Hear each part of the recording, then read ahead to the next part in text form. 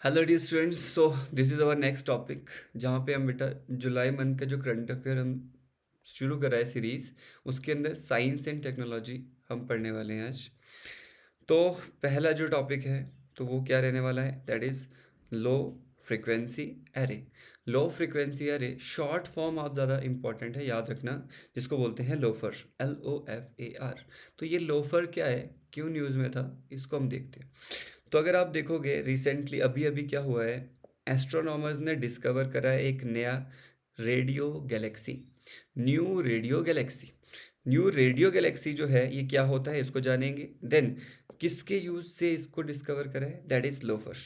तो लोफर जो है, लो फ्रिक्वेंसी एरे जो है, इसका इस्तेमाल करके एक नई गैलेक्सी को ढूंढा गया है जो कि आपका न्यू रेडियो गैलेक्सी है। So what is radio Galaxy, पहले ये समझ लेते हैं। वो गैलेक्सी जहाँ पर आप देखोगे कि रेडियो जो आपकी क्या है, वेव्स हैं, वो बहुत ज़्यादा निकल रही हैं। हर गैलेक्सी से हर तरह के वेव्स निकलते हैं। सन रेडिएशन आपने पढ़ा होगा, सन से जो निकलती हैं अलग अलग रेडिएशन, जैसे कि radio, microwave, infrared, visible, ultraviolet, X ray, gamma ray, ये सारी क्या हैं, निकलती है ना सन से रेडिएशन। अब ये रेडिएशन जो है बेटा, इसमें जो रेडियो वेव है ना, इसका वेव लेंथ तो बहुत ज़्यादा है। सबको पता होगा आपको कि wave length, this is wave length, है ना। वेव लेंथ क्या होता है कि क्रस्ट दो कॉन्जिक्यूटिव और या फिर ट्रफ दो कॉन्जिक्यूटिव के बीच का जो क्या है डिस्टेंस है, दैट इज कॉल्ड वेवलेंथ। एक वेव में दो चीज़ें होती हैं, एक होता है क्रस्ट, एक होता है ट्रफ। ठीक है। तो ये जो कॉन्जिक्यूटिव डिस्टेंस है दो क्रस्ट या दो ट्रफ के बीच का, इसको वेवलेंथ बोलते हैं। तो जितना ज़्यादा किसी वेव का वेवलेंथ है, उतनी ही कम उसकी फ्रीक्वेंसी होती है, ये भी पता होगा। बिकॉज फ्रीक्वेंसी जो है दैट इज, या वेवलेंथ जो है that is inversely proportional to frequency, या फिर आप बोल दो कि frequency is inversely proportional to wavelength. मतलब फ्रीक्वेंसी होता क्या है, फ्रीक्वेंसी होता है किसी एक पॉइंट से कितने नंबर ऑफ वेव्स जो हैं वो पास हो रहे हैं विद इन अ सेकेंड। एक सेकेंड में कितने नंबर ऑफ वेव निकल रहे हैं इस पॉइंट से। अब देखो, आप जितना बड़ा कोई वेव होगा उतना वो टाइम लगाएगा। कोई मोटा आदमी है, वो दरवाजे से निकल रहा है और छोटे छोटे बच्चे उसके साथ निकल रहे हैं, बच्चे ज़्यादा निकलेंगे या वो मोटा आदमी जल्दी। एक आदमी के चक्कर में पांच निकल जाएंगे उतने टाइम में। सो दैट मीन जितना ज़्यादा वेवलेंथ उतना क्या हो रहा है, नंबर ऑफ वेव्स क्रॉस हो रहे हैं। तो जितनी छोटी वेव उतनी ज़्यादा क्रॉस हो रही है, और जितनी ज़्यादा नंबर ऑफ वेव क्रॉस हो रही है अगर एक जगह से एक सेकंड में, तो उसका फ्रीक्वेंसी ज़्यादा है। Frequency is directly proportional to energy. जो आप पढ़ते हो फिजिक्स में, स्कैटरिंग एंड ऑल, क्यों हमें ब्लू दिखता है स्काई, ये वो, सो वो इसी का खेल है सारा, कभी पढ़ेंगे साइंस के अंदर। तो अभी इतना याद रख लो। अब याद जो रखना है यहाँ पे, जो एक्स्ट्रा मैंने ऐड करा है वो ये है कि वेव्स जो निकलती हैं ये सन से निकलने वाली रेडिएशंस हैं, जिसमें सीक्वेंस आप याद रख लो, और सन नहीं, हर स्टार से ये निकलती है रेडिएशंस। ठीक है। तो सीक्वेंस क्या है, सीक्वेंस है कि रेडियो वेव की वेवलेंथ सबसे ज़्यादा, इधर को हम देखेंगे वेवलेंथ घट रही है और फ्रीक्वेंसी बढ़ रही है। वेवलेंथ घट रही है, फ्रीक्वेंसी बढ़ रही है।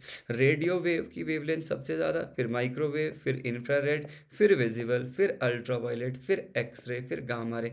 गामा रे की सबसे कम वेवलेंथ है लेकिन सबसे ज़्यादा फ्रीक्वेंसी है। ये दो हैं वो, विजिबल और अल्ट्रावायलेट, जो अर्थ सरफेस एटमॉस्फेयर में अंदर एंटर कर जाती है। बाकी ये कम वेवलेंथ की वजह से नहीं करती हैं, और ये चार्ज पार्टिकल होते हैं एटमॉस्फेयर के बाहर, हम देखते हैं आइनोस्फेयर में चार्ज पार्टिकल में ये रिफ्लेक्ट हो जाती है उससे। ठीक है।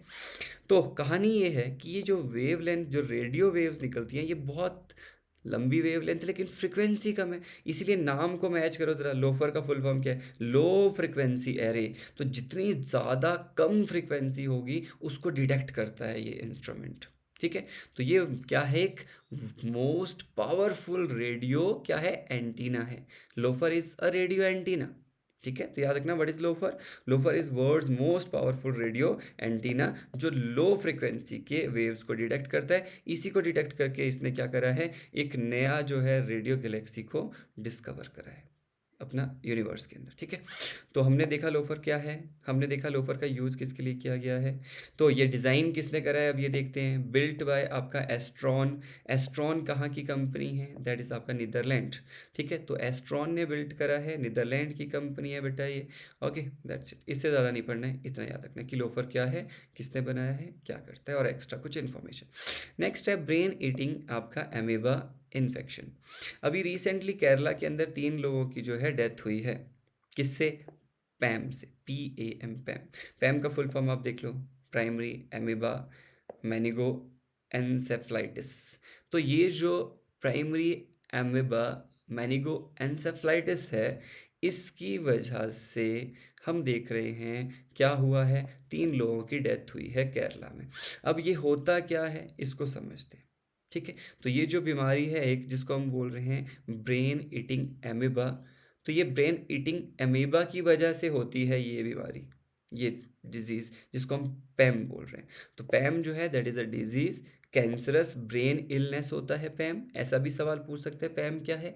पैम जो है एक ब्रेन रिलेटेड डिजीज़ है। ऐसे पूछेगा वो किससे रिलेटेड है, लंग से, इससे, उससे। तो पैम जो है that is a brain related illness, जिसमें होता क्या है बेटा कि एक आप देखोगे कि एक परजीवी होगा, अमीबा होगा, जो क्या करेगा, जो ब्रेन टिश्यूज़ को डैमेज करता है। और ब्रेन टिश्यू को जब ये डैमेज करेगा तो ब्रेन रिलेटेड जो है आपके प्रॉब्लम्स आने शुरू हो जाएंगी और डेथ हो जाएगी। ठीक है, तो सबसे पहले हमने देखा कि पैम क्या है, वो ब्रेन रिलेटेड एक डिजीज़ है जिसकी वजह से केरला में रिसेंट अभी डेथ हुई है। ये इंपॉर्टेंट नहीं केरला में डेथ हुआ है, क्योंकि आपको इशू पूछेगा वो, है ना। देन इसके बारे में क्या जानते हैं, ये देखो, ये जो एमीबा है इसको ब्रेन ईटिंग एमीबा भी कहते हैं। और नाम क्या है, तो वो पर्टिकुलर ये नाम, ये बीमारी का था, ये एमीबा का नाम है, नाइग्लेरिया, नाइग्लेरिया फलेरी। तो नाइग्लेरिया फलेरी जो है that is a single cell organism. ये इस यूनिसेल्युलर है, एक सेल ऑर्गेनिज्म है, सिंगल सेल है, इसमें मल्टीपल सेलुलर जो ऑर्गेनिज्म होते हैं जनरली, तो ये सिंगल सेल ऑर्गेनिज्म है, ये याद रखना। ठीक है, तो क्या है ये, एक सिंगल सेल ऑर्गेनिज्म है। नाम क्या है इसका, दैट इज़ आपका नाइग्लेरिया फॉलेरी। देन ये कहाँ पाया जाता है, गर्म जो आपका फ्रेश वाटर लेक्स होती हैं और रिवर्स होती हैं वहाँ पाया जाता है। आप कभी स्विमिंग करने चले जाओगे लेक में, कोई रिवर में, तो वहाँ से वो आपके मुंह के थ्रू आपकी बॉडी में चला जाएगा पानी के साथ, फिर वो ब्रेन में चला जाएगा। ठीक है, इसको क्या बोलते हैं, ब्रेन ईटिंग एमीबा भी बोलते हैं, क्योंकि डिस्ट्रॉय करता है ब्रेन टिश्यूज़ को। इस तरह से जो है आपको ये देखने को मिलेगा माइक्रोस्कोप के अंदर, है ना। तो ये पिक्चर है जस्ट फॉर कि आपके दिमाग में एक पिक्चर बने कि यार ऐसा कुछ बना था। ठीक है, तो याद रह जाए बस वो। तो हमने 3-4 चीज़ें पढ़ी, इसको याद रख लेना। नेक्स्ट जो है दैट इज़ आपका, आप जो वीडियो देखते हो इसको 1.2 1.25 पे चला सकते हो अगर आपको फटाफट सुनना है। ये हर बच्चे के लिए होता है, क्योंकि कुछ बच्चे जो है वो ध्यान से अच्छे से स्लो स्लो समझ पाते हैं, है ना। जिस बच्चे को फटाफट समझ आ रहा है आप फास्ट फॉरवर्ड कर दो, कोई इशू नहीं है उसमें। ठीक है, समझ आना चाहिए, बात इतनी सी है ना। जो पढ़ाया है वो समझ आना चाहिए, बाकी ज़्यादा कोई इसका लॉज मतलब वो है नहीं purpose. Okay, snow blind malware. अभी रिसेंटली एक स्नो ब्लाइंड मालवेयर करके जो है बेटा न्यूज़ में था, मालवेयर। तो वो किससे रिलेटेड, आपको जब ये मालवेयर आते हैं ना, सबसे पहले सवाल ये पूछता है कि ये मालवेयर किससे रिलेटेड है। ये एंड्रॉयड में था या फिर मैक ऐप, ये एप्पल के जो iOS होते हैं ऑपरेटिंग सिस्टम, तो उसके लिए है, किस विंडो के लिए है, किसके लिए है जी, किसको अटैक करता है, ये थ्रेट करता है। नंबर सेकंड क्वेश्चन पूछता है कि किस पर्टिकुलर पर्पस के लिए था ये मालवेयर। ऐसी 2 चीज़ें आपको मालवेयर से रिगार्डिंग ज़रूरी याद होनी चाहिए। तो स्नो जो ब्लाइंड मालवेयर है ये बैंकिंग मालवेयर है, मतलब ये बैंकिंग रिलेटेड जो इन्फॉर्मेशन है उसको चुराने के लिए जो है ये थ्रेट आता था। कहाँ आता था, जो एंड्रॉयड यूज़र्स होते थे उनके, मतलब फ़ोन में जो एंड्रॉयड यूज़ करे कोई भी डिवाइस, तो एंड्रॉयड के लिए था ये स्नो, आपका snow blind, and banking related चीज़ों को चुराने के लिए था। ठीक है, तो a new Android malware called आपका स्नो ब्लाइंड मालवेयर। ठीक है, दैट्स इट, इतना से याद रखना है। Next, Indo France liver and metabolism disease network. तो अभी अभी आप देखोगे इनफ्लेमेन, इनफ्लेमेन करके एक न्यूज़ में है, एक मतलब आपका कोलैबोरेशन, एक ग्रुप टाइप इनफ्लेमेन। IN से जो है दैट इज़ इंडिया, F से जो है दैट इज़ फ्रांस। तो इंडिया और फ्रांस का एक क्या है, कोलैबोरेशन है, किसके रिगार्डिंग, दैट इज़ रिगार्डिंग आपका लीवर और मेटाबॉलिज्म डिजीजेस। जो लीवर के रिगार्डिंग या मेटाबॉलिज्म के रिगार्डिंग जो बीमारियां हो रही हैं और बढ़ रही हैं, ठीक है, उनके लिए जो है ये इनफ्लेमेल जो है आपका क्या है, एक कॉर्पोरेशन है 2 कंट्री के बीच में, ये ध्यान देना, इंडिया और फ्रांस के बीच में कोलैबोरेशन है government of India and France का। ऐसे क्वेश्चन पूछेगा। ठीक है, तो यहाँ पे आप देख सकते हो अब एक चीज़ ध्यान देना है कि इसका एम एम मैंने अभी अभी बताया कि जो भी इश्यूज हो रहे हैं रिलेटेड फैटी लीवर डिजीज़, है ना, तो जो भी आपके फैटी लीवर डिजीज़ के जो हैं उसके रिगार्डिंग जो इश्यूज हैं उनके लिए ये कोलैबोरेशन है, बस कुछ ज़्यादा नहीं पढ़ना। नेक्स्ट, एक मोबाइल ऐप न्यूज़ में है, ये स्टेट कौन सा है या फिर गवर्नमेंट ऑफ इंडिया का है ऐसे पूछ लेता है। मोबाइल ऐप का नाम है लोकपथ।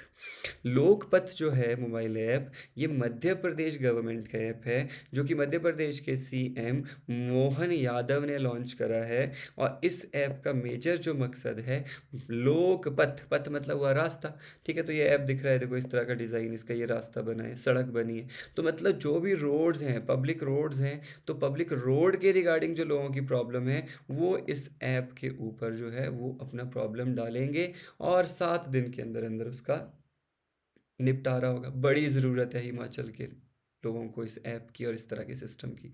हालत ख़राब है क्योंकि रोड्स की, है ना। ओके, नेक्स्ट जो है दैट इज़ आपका सी पोर्ट। कौन सा सी पोर्ट न्यूज़ में है?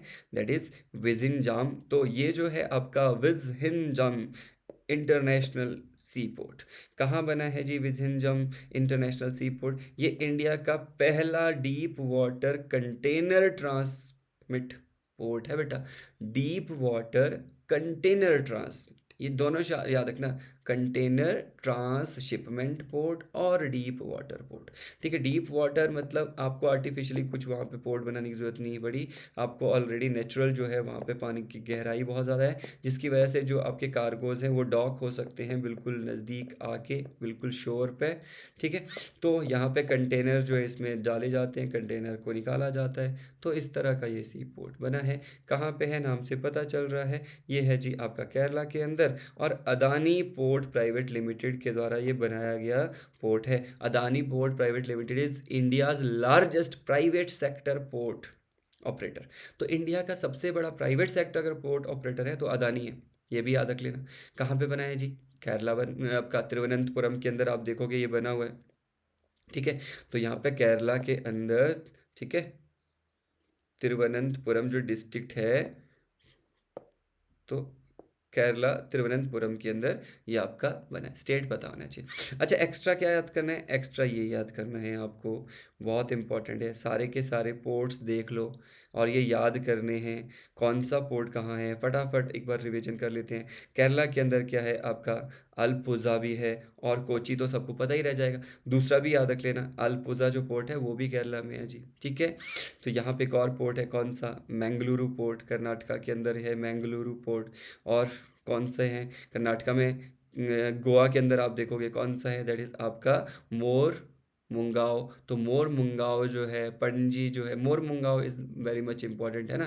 तो ये आपका पोर्ट है, यहीं पे पणजी पोर्ट है। तो यहीं पे आप ऊपर चलोगे तो राजस्थान, महाराष्ट्र के अंदर, सॉरी, कौन सा पोर्ट है? दैट इज़ आपका रत्नागिरी पोर्ट। महाराष्ट्र के अंदर ही ऊपर चलोगे तो कौन सा है? जवाहरलाल नेहरू पोर्ट है।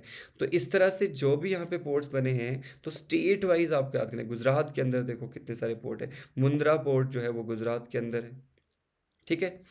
दंडियाल पोर्ट जो है वो कांडला में, वो गुजरात के अंदर है, ठीक है। देन पोरबंदर सबको पता है आपका, वेरावल पोर्ट जो है वो गुजरात के अंदर है, ठीक है। नेक्स्ट हो गया आपका भावनगर पोर्ट हो गया, भरूच पोर्ट हो गया, सूरत पोर्ट हो गया, ये सारे गुजरात के अंदर। इधर आपका हल्दिया पोर्ट जो है वेस्ट बंगाल में है। उड़ीसा के अंदर आपका पारादीप पोर्ट है, ठीक है। देन आंध्र प्रदेश के अंदर ये सारे पोर्ट्स हैं। आंध्र प्रदेश के बाद तमिलनाडु के अंदर ये पोर्ट्स हैं। तो इस तरह से आप एक एक बार इन पोर्ट्स के नाम चेक कर लो, ठीक है, क्योंकि पोर्ट्स से रिलेटेड क्वेश्चन वैसे भी पूछे जाते हैं आपको। ओके, सो नेक्स्ट टॉपिक जो है दैट इज आपका zombie startups. What is zombie startup? Zombie startup क्या होते हैं ऐसा पूछेगा, नहीं तो आपको रिसेंट बोलेगा कि अभी अभी ज़ॉम्बी स्टार्टअप जो है न्यूज़ में था, वो किस से रिलेटेड था, कौन से स्टार्टअप से रिलेटेड था। तो हुआ क्या बेटा, अभी अभी आप देखोगे, कू जो है, कू क्या था? दिस इज कू। ये कू ना एक एप्लीकेशन था, सेम लाइक जैसे आज के टाइम में ट्विटर है, ठीक है। तो ट्विटर की तरह ये कू जो है एक एप्लीकेशन बनाया गया था। ये जो है आपका राधा कृष्णा करके जो है, ए राधा कृष्णा करके इसके फाउंडर हैं ये, तो इन्होंने बनाया था कू। तो कू जो है अभी अभी बंद हुआ है, शट डाउन हुआ है, तो ज़ॉम्बी स्टार्टअप टर्म जो है इसके लिए और इस तरह की और भी टर्म फर्म्स के लिए यूज़ किया जाता है, स्टार्टअप के लिए यूज़ किया जाता है। ये ऐसे स्टार्टअप होते हैं जो ना तो ज़िंदा है ना मर गए हैं, मतलब ये बहुत अच्छे से चल भी नहीं रहे हैं, बहुत अच्छे से बंद भी नहीं हुए। अब हुआ ये कि इनिशियली तो ये बहुत अच्छे चले, बैंक से इन्होंने लोन लून उठाया बढ़िया, बाद में ये काम ही नहीं कर पाए प्रॉपर, अच्छा ग्रो ही नहीं कर पाए। ठीक है, तो ये डिपेंडेंट है अब पूरी तरह से कि कोई इनको पैसा देता रहे और हम चलते रहें। अपना मतलब इनका पर्सनल जो है रेवेन्यू सोर्स, अपना प्रॉफिट जो है इनका बिल्कुल भी नहीं है। तो ऐसे जो स्टार्टअप्स होते हैं उनको बोला जाता है ज़ॉम्बी स्टार्टअप्स, सिंपल। ठीक है, बहुत ज़्यादा कुछ नहीं पढ़ना है आपका। कू क्या है, कौन फाउंडर है, ये भी याद रख लेना। नेक्स्ट, तो अभी अभी आप देखोगे एक मी डिवाइस और डेविस करके न्यूज़ में कुछ टर्म था, दैट इज़ आपका मेडिकल डिवाइस इंफॉर्मेशन सिस्टम। तो वर्ल्ड हेल्थ ऑर्गेनाइजेशन ने, डब्ल्यू एच ओ ने लॉन्च करा है एक ऑनलाइन प्लेटफॉर्म जो कि क्या है, मी डिवाइस। तो मेडिकल डिवाइस, डिवाइस भी नहीं प्रॉपर पूरा, DEVIS करके, DEVIS है ना, डेव इज।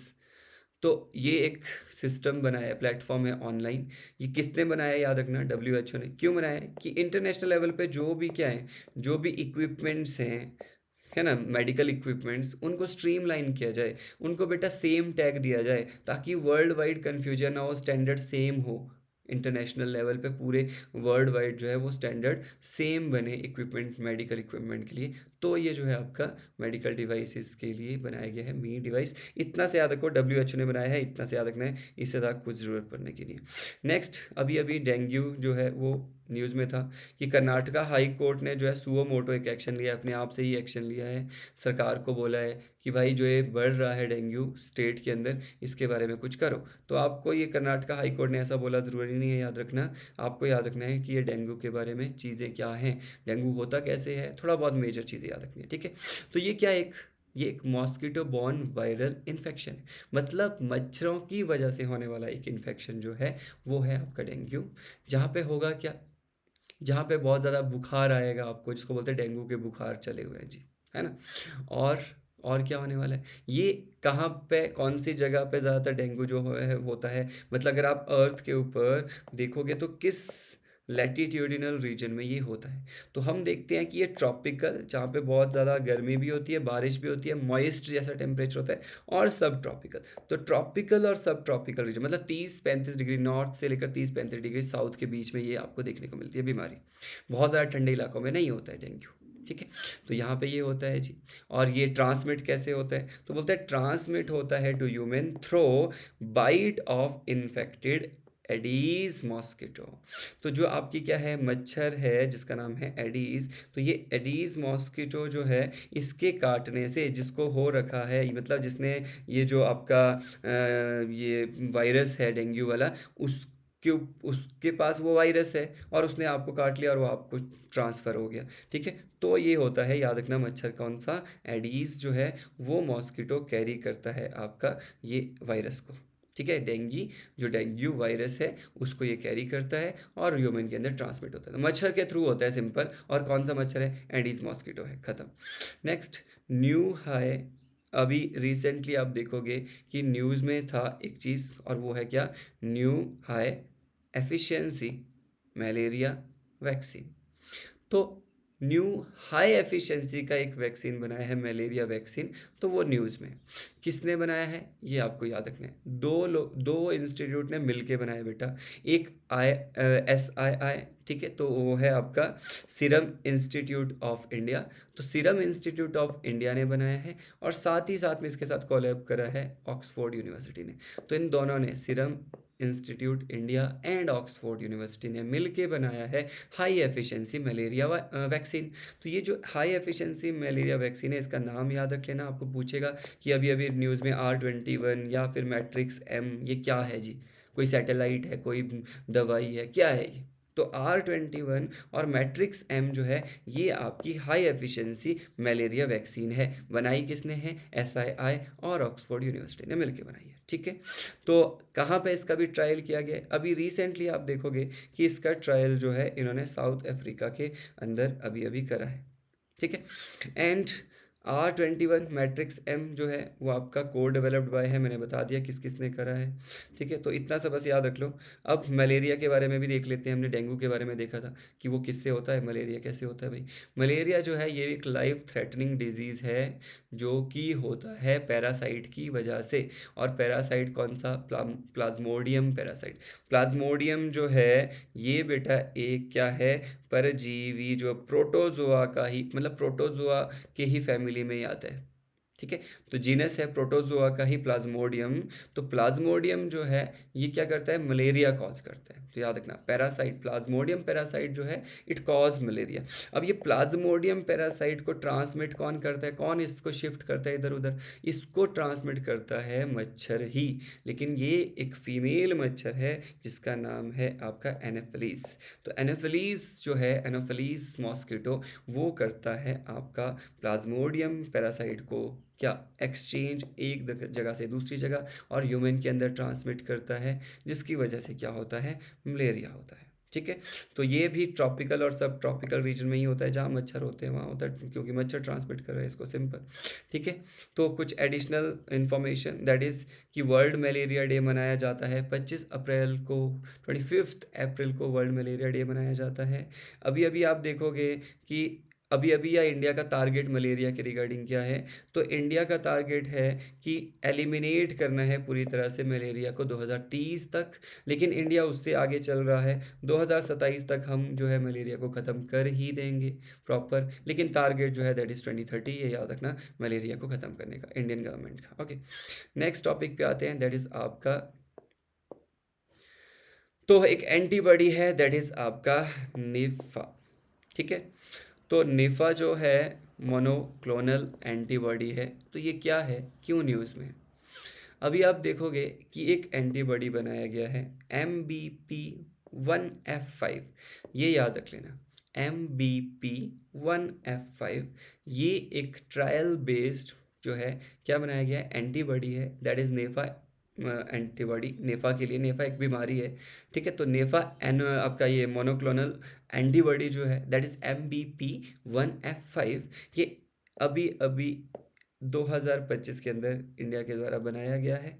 ठीक है, ये एक नेफा वायरस जो है उसके लिए बनाया गया है, क्योंकि बेटा नेफा के लिए कोई पर्टिकुलर अभी हमारे पास दवाई वैक्सीन नहीं है, तो हम एंटीबॉडी ही यूज़ करते हैं, ताकि वो हमारे, मतलब उसको जैसे एड्स का है ना, एड्स के लिए हम क्या करते हैं, उसके लिए बॉडी में जो है एंटीबॉडीज़ जो है वो डेवलप करते हैं, ताकि बॉडी जो है एंटीबॉडी जो है वो और अच्छे से बनाए। अगर नहीं बना पा रही है तो एक्सटर्नल एंटीबॉडीज़ डालते हैं, तो उससे वो फाइट करता रहेगा। उसके लिए पर्टिकुलर कोई वैक्सीन नहीं है। तो वैसे ही नेफा के लिए कोई पर्टिकुलर वैक्सीन तो नहीं है, लेकिन एंटीबॉडी अभी इंडिया जो है 2025 के अंदर एक लॉन्च कर रहा है। तो नेफा के बारे में पता होना चाहिए, what is NEFA.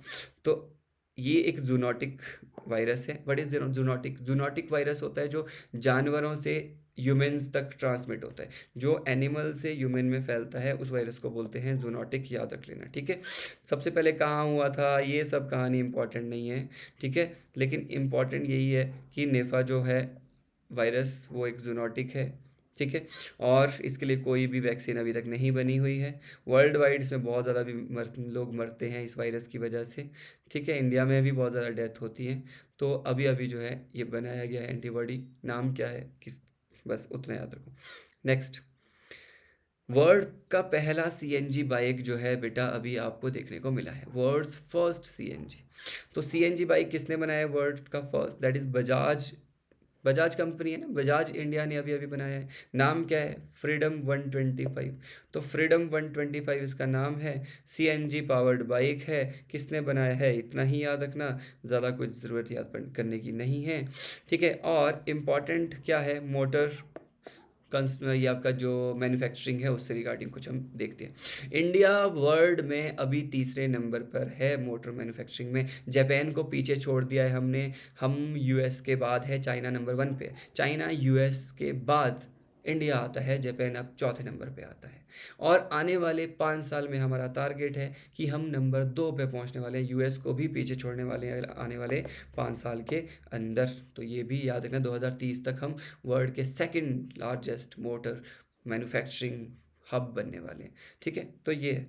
Okay, CNG की बात करें जो सीएनजी व्हीकल होते हैं, तो ये क्या करते हैं बेटा, ये बहुत आपका एमिशन जो होता है वो नहीं करते हैं, पॉल्यूशन जो है वो नहीं होता है इससे। इसमें होती कौन सी गैस है, इसमें होती है मीथेन। मीथेन को कंप्रेस करके डाला जाता है।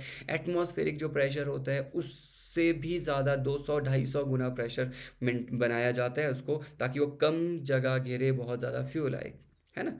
तो उसको वैसे कंप्रेस करके लिक्विड फॉर्म में जो है, मतलब वो अंदर कंप्रेस करके उस गैस से लिक्विड जैसा बन जाता है उसमें। जैसे आप सिलेंडर हिलाते हो तो हिलता है ना कुछ, तो वो कंप्रेस्ड होता है उसके अंदर गैस, ठीक है।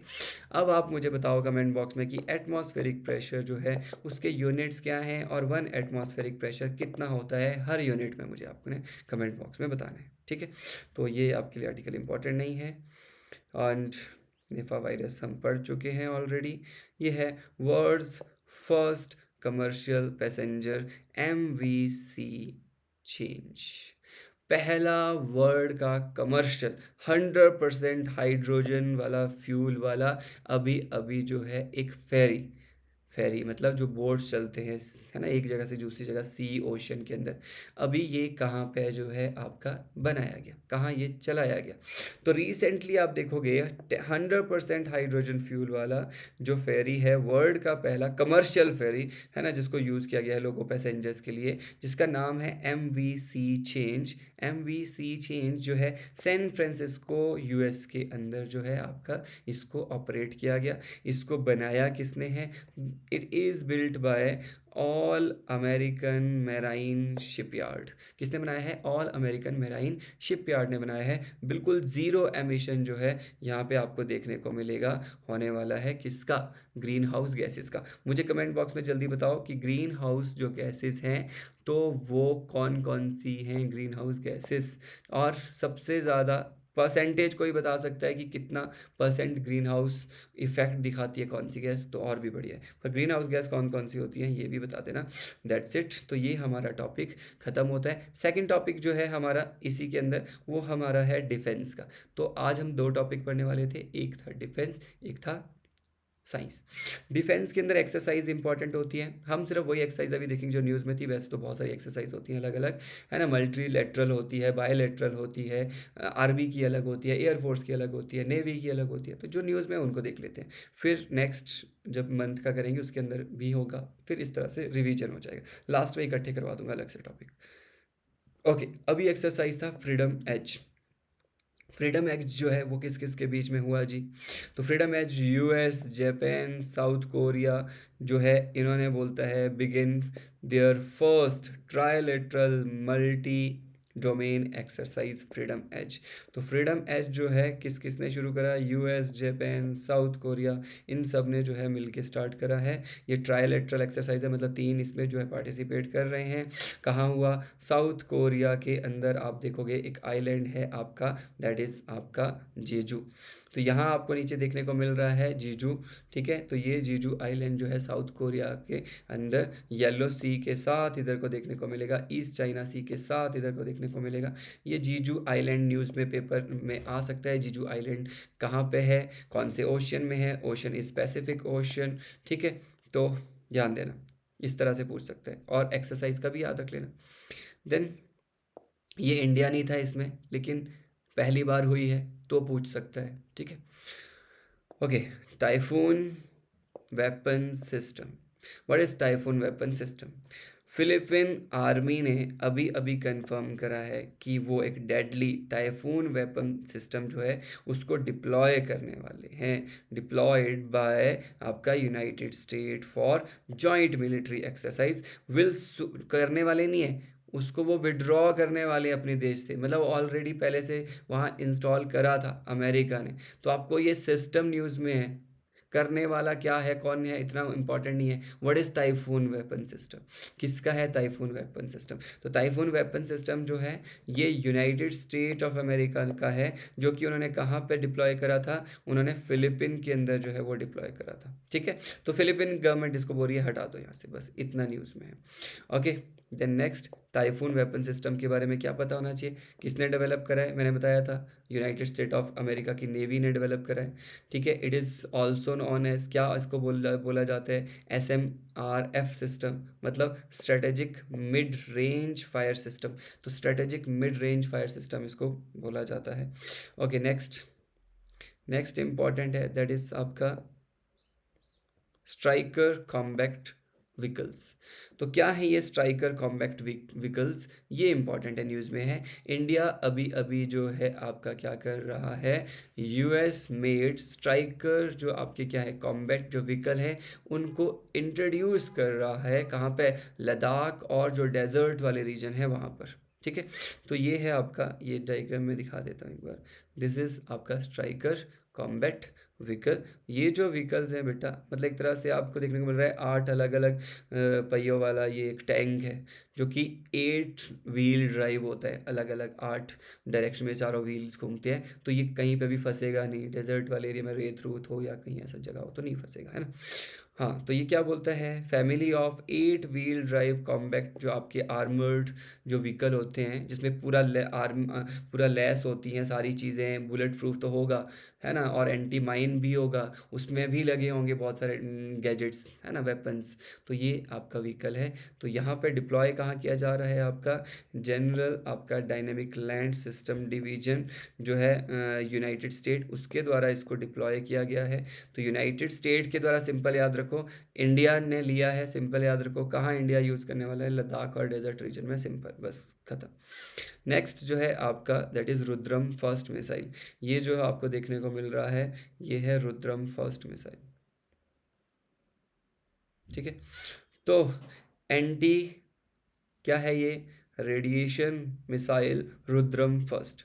तो इंडिया का पहला इंडिजीनियस, हमने खुद बनाया है, new generation anti radiation missile. तो एंटी रेडिएशन मिसाइल है रुद्रा फर्स्ट। ठीक है, इंडिया का पहला है, इंडिजीनियस है और एंटी रेडिएशन मिसाइल है, तो ये याद रखना। और नाम क्या है, ठीक है।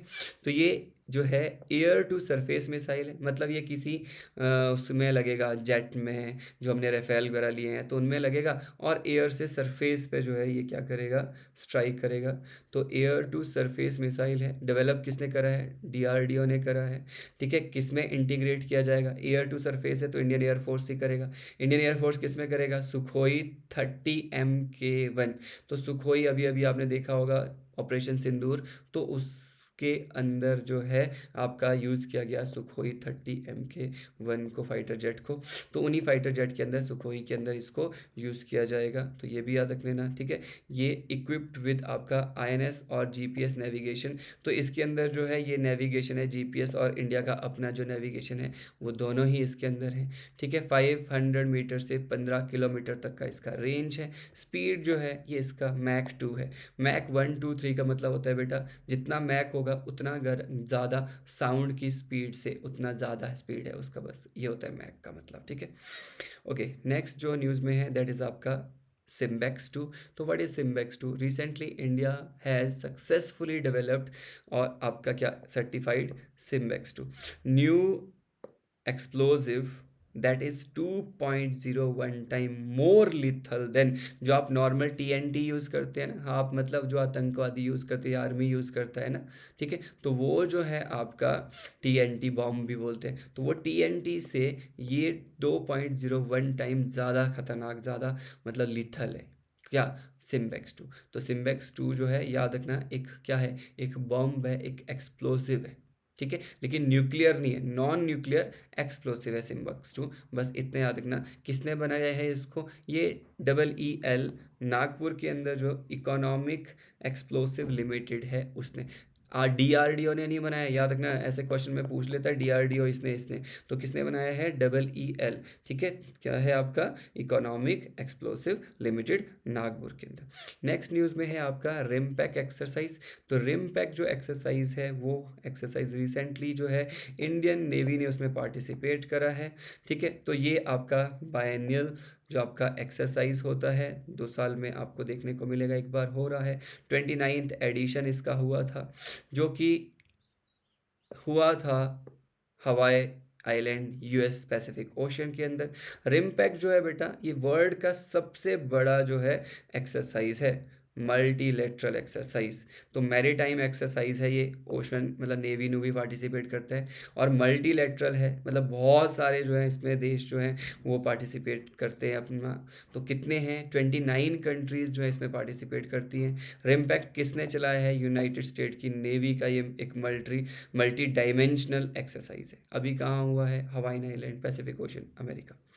ओके, नोमैडिक एलिफेंट एक्सरसाइज जो है इसका 16वां संस्करण, 16th एडिशन जो है इंडो मंगोलिया का ये एक्सरसाइज है। इंडिया और मंगोलिया का एक जॉइंट मिलिट्री एक्सरसाइज आपको देखने को मिलेगा। मिलिट्री एक्सरसाइज है, जॉइंट है इंडिया और मंगोलिया का, क्या, नोमैडिक एलिफेंट। ठीक है, तो अभी ये जो है आपका स्टार्ट हुआ है मेघालय के अंदर। पिछली बार ये हुआ था मंगोलिया के अंदर, तो इस बार कब कहाँ हुआ है, मेघालय। 15वां जो हुआ था 15th एडिशन, वो कहाँ हुआ था, मंगोलिया। ठीक है, उलान बतार में हुआ था, उलान बतार मंगोलिया में हुआ था। इस बार मेघालय में हो रहा है इंडिया के अंदर। That's it. एक्सरसाइज आपका मैत्री, तो मैत्री जो है जॉइंट मिलिट्री एक्सरसाइज है। ठीक है, तो यहाँ पर आप देखोगे इंडिया थाईलैंड जो है ये कंडक्ट करता है इसको, इंडिया और थाईलैंड के बीच में होता है मैत्री। ठीक है, और ये जो है अभी 13th इसका एडिशन हुआ है। कहाँ पे हुआ है, अभी ये कंडक्ट थाईलैंड के अंदर हुआ है, 2024 के अंदर की बात कर रहे हैं हम। तो इंडिया थाईलैंड, थाईलैंड के अंदर ही ये हुआ है, मैत्री है, बस इतना याद रख लो। इंडिया रशिया जॉइंट जो है एक आपका क्या है, वेंचर AK-203 का, मतलब इंडिया और रशिया जो है ये आप देखोगे मिल के जो हैं बना रहे हैं AK-203 असॉल्ट राइफल। जैसे AK-47 होता है ना, वैसे ही एक राइफल है, असॉल्ट राइफल है AK-203। तो किसका ये जॉइंट वेंचर है, इंडिया और रशिया का। इतना से याद रखो, ज़्यादा डिटेल में जाने की जरूरत नहीं है, राइफल के डायमेंशंस में है ना, तो इसमें बेशक लिखा है, कोई ज़रूरत नहीं। Okay, next, Zorawar tank. Zorawar tank अभी अभी न्यूज़ में था जी।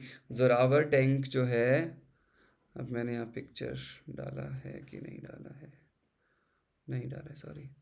तो टैंक जैसा आप इमेजिन कर लो। ठीक है, तो ये जो है प्रोजेक्ट जोरावर, ये लाइट वेटेड टैंक जो है इसमें बनाने के जो मतलब बनाए जा रहे हैं, तो एक पूरा प्रोजेक्ट है जिसमें हम ये प्रोजेक्ट जरा जोरावर के अंदर इसको बनाया है।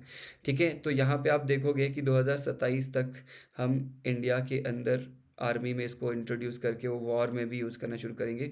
स्पेसिफिकली कहाँ के लिए बनाया जा रहा है, लद्दाख और अरुणाचल प्रदेश, मतलब जो बॉर्डर विद चाइना है वहाँ के लिए हम इसको बना रहे हैं जोरावर टैंक को। ठीक है, तो जो इसका नाम है वो है आफ्टर आपका जोरावर हाथी, एक बहुत फेमस था, मैं हम जो पढ़ते हैं अपना रिलीजियस जो हिस्ट्री है, वो जोरावर नहीं, यहाँ पे ये आपका जोरावर सिंह जो थे आपके, कहलूरिया जोरावर सिंह, तो मिलिट्री जनरल थे, इनके नाम पे ये बनाया गया है टैंक का नाम जोरावर। किसने डेवलप करा है, DRDO ने और LNT ने मिल के बनाया है। तो DRDO और LNT मिल के इसको बना रहा है, ठीक है, जोरावर टैंक को। That's it.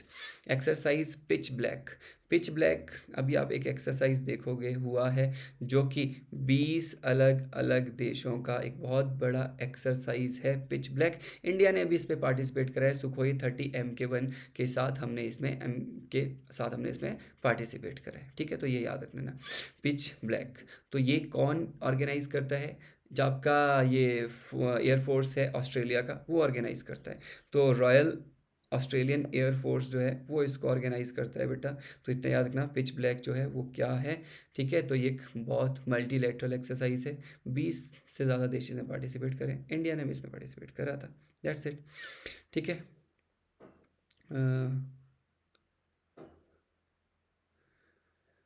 पढ़ने की ज़रूरत नहीं है, यहाँ आ जाओ। खान कॉन्क्वेस्ट।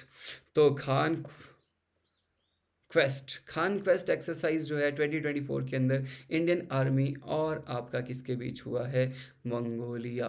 ठीक है, तो याद रखना, मंगोलिया के साथ हमारा जो है अभी अभी एक एक्सरसाइज हुआ है इंडियन आर्मी का, उसको हम बोलते हैं खान क्वेस्ट। बस इतने याद रखो, खान क्वेस्ट एक्सरसाइज किस किस के बीच में है, मंगोलिया और इंडियन आर्मी के बीच का। ठीक है, इनका है Khan quest.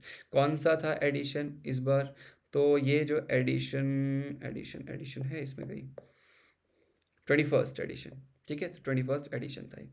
Okay, that's it. तो इट वॉज लास्ट टॉपिक। हाँ, बस खत्म। तो अब क्या करो बेटा, आप फटाफट रिवीजन कर लो। जैसे ही अब ये ख़त्म होने वाला है, आई थिंक कुछ टॉपिक बच गए हैं इस मंथ के, तो वो नेक्स्ट पार्ट के अंदर हम लेके आएंगे और जुलाई मंथ कंप्लीटली ख़त्म हो जाएगा। फिर जुलाई मंथ के ही एमसीक्यूज़ बेस्ड मैं रिवीजन के लिए ले आऊँगा डिस्कशन। आप इस डिटेल वाले को देख लो, फिर रिवीजन भी कर लेना एमसीक्यू के थ्रू, फिर हमारा मंथ क्लोज है। फिर नेक्स्ट जल्दी जल्दी अब वीडियो आएंगे, 2 वीडियो में अपलोड करूँगा। ठीक है, करंट अफेयर के बाय।